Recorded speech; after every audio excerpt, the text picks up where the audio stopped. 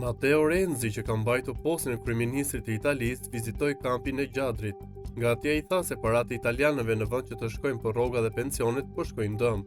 Paratë e Italisë po shkojnë dëm sepse këto qendra janë jashtë funksioni për shumë kohë, u shpreh ai në një deklaratë për mediat. Renzi është i mendimit se ky kamp nuk do të funksionojë kurrë si qendra e migrantësh, as me skemën e re që i shërben si kamp për adresimi për azilkërkuesit e refuzuar. Për të Gjadri mund të funksionojë si burgje për shqiptarët të cilët janë të dënuar në Itali, të cilët mund të jenë më pranë familjarëve të tyre. Kujtojmë se pavarësisht vendimit të gjykatës së Romës për mosdërgimin në Shqipëri të emigrantëve, qeveria italiane nuk ka hequr dorë nga vënia në funksionin e kësaj qendre. Ata po shqyrtojnë mundësinë e shndërrimit të saj në kamp riadresimi për azilkërkuesit e refuzuar.